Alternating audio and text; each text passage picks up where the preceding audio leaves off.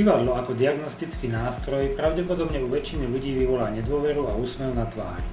Kto sa však naučí kyvadlo používať a využíva ho s pokorou a za účelom pomoci iným, objaví v ňom neoceniteľného pomocníka, ktorý mu umožní zistiť aj také informácie, ktoré nemožno zmerať ani tými najmodernejšími prístrojmi.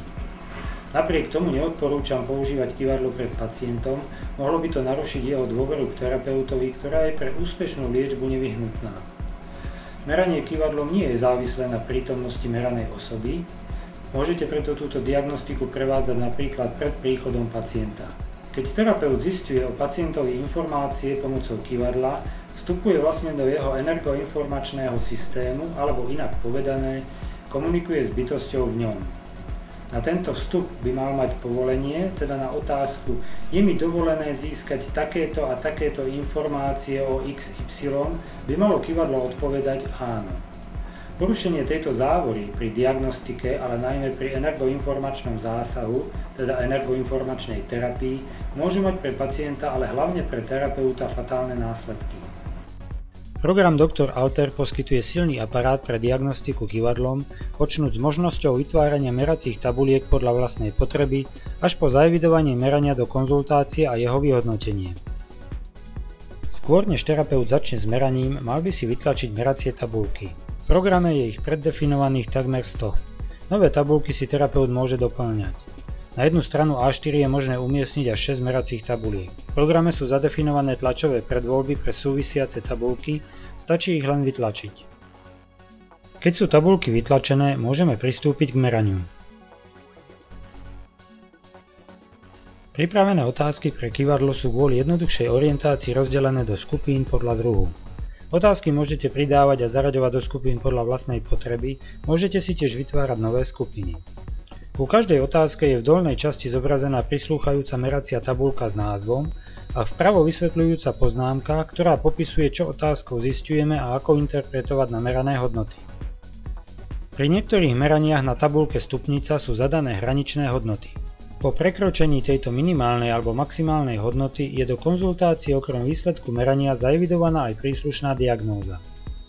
Napríklad ak pri meraní systolického krvného tlaku nameriate hodnotu menšiu alebo rovnú ako 105, zaeviduje sa aj diagnóza krvný tlak nízky.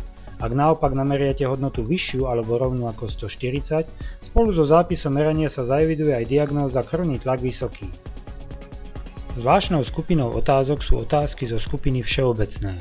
Môžete ich využiť na položenie špecifickej otázky, ktorú nemáte vloženú v zozname otázok, ani sa vám ju neoplatí vkladať, lebo ju možno nikdy viac nepoužijete. Napríklad, je príčinou sexuálnych problémov pána XY jeho trauma z 5. triedy základnej školy, keď ho verejne ponížila učiteľka? Ukážme si teraz príklad merania našej pacientky. Otvorme si skupinu otázok anatómia. Vo vytlačených tabuľkách nájdeme tabuľku Anatómia systémy. Spustíme nad ňu kyvadlo a položíme otázku, ktorá môže znieť napríklad: Ukáž mi prosím systém, ktorý je u pani Ukážkovej hlavnou príčinou zdravotných problémov. Kyvadlo ukázalo na tráviaci systém. Vyberieme otázku Anatómia tráviaci systém. Nájdeme tabuľku a položíme otázku: Ktorý z orgánov tráviaceho systému je príčinou týchto zdravotných problémov? Kyvadlo ukázalo pankreas. Klikneme na pankreas. Ďalšími otázkami, napríklad všeobecnou otázkou áno, nie, si môžeme upresniť, či ide o problém s exokrinou alebo endokrinou časťou pankreasu. Výsledok zistenia môžeme dopísať do textu príčiny.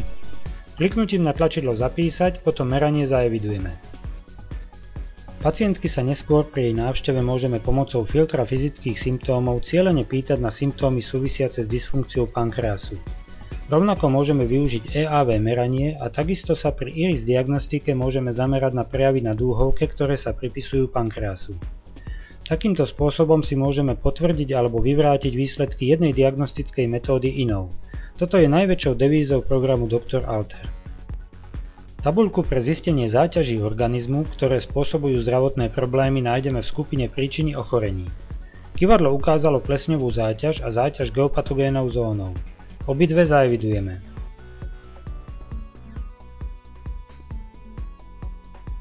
Ďalej vyberieme skupinu rôzne vyšetrenia a otázku pH krvi. Nájdeme si príslušnú tabuľku a pýtame sa: Ukáž mi prosím bežnú hodnotu pH krvi u pani Ukážkovej. Kyvadlo ukázalo 7,25, čo signalizuje prekyslený organizmus. Zároveň s meraním sa zaeviduje aj diagnóza acidóza. Podobne môžeme zistiť ďalšie údaje. Terapeut by pri meraní nemal zabudnúť ani na minerály a vitamíny, ktoré je potrebné do organizmu doplniť. Otázka môže znieť napríklad: ukáž mi prosím postupne všetky vitamíny, ktorých má pani Ukážková nedostatok. Kyvadlo sa najskôr rozkýve smerom k vitamínu C, potom k E a nakoniec ukáže na nápis vitamíny 2.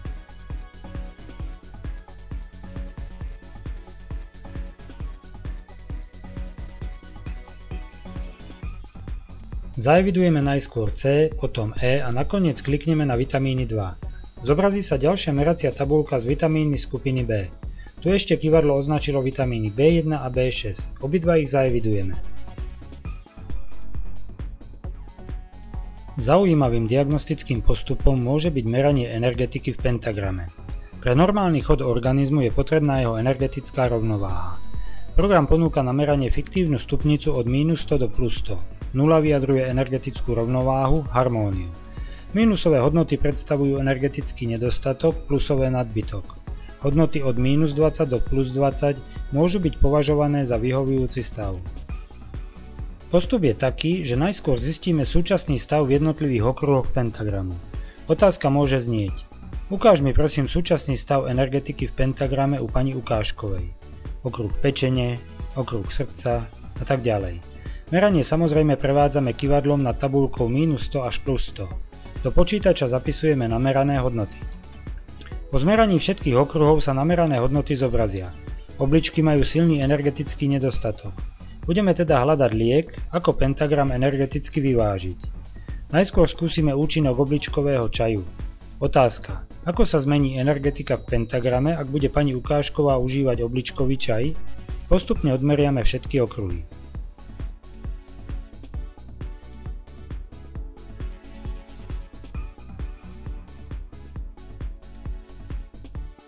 Takto otestujeme rôzne bylinky, preparáty, zmeny v myslení a prípadné ich kombinácie, až kým sa nám nepodarí dosiahnuť v pentagrame rovnováhu. My sme zistili, že silný energetický deficit v okruhu obličiek je spôsobený strachom o člena rodiny. Pokiaľ sa pacientka zbaví strachu, energetika v okruhu obličiek sa dostane do priateľnej rovnováhy. K tomuto zisteniu nám dopomohla duchovná príčina spôsobujúca disharmóniu okruhu obličiek, ktorú sme si zobrazili kliknutím na názov obličky. Ďalšími otázkami sa pýtame na dôvod energetického nadbytku v okruhu pečene. Ukazuje sa, že dôvodom je hnev až nenávisť voči inému členovi rodiny. Veľmi silná negatívna energia nenávisti energeticky negatívne posilňuje pečeň, ktorá potom cez energetický okruh ovládania deštruktívne vplýva na slezinu a cez energetický okruh deštrukcie vysáva obličky. Aj tento prípad potvrdzuje, že strach a nenávisť vytvárajú energie s veľmi nízkymi vibráciami s veľkým deštrukčným účinkom na organizmus. Na záver popisu diagnostiky s kyvadlom by som rád upozornil, že otázky by mali byť kladené čo najjednoznačnejšie. Tým dosiahnete jednoznačné a presné odpovede. Napríklad na otázku, aký má pani Ukážková systolický tlak, môžete dostať odpoveď 160, lebo ste sa vlastne opýtali, aký má tlak v okamžiku, keď robíte meranie. Ona možno práve vtedy vyšla s nákupnými taškami na 3. poschodie.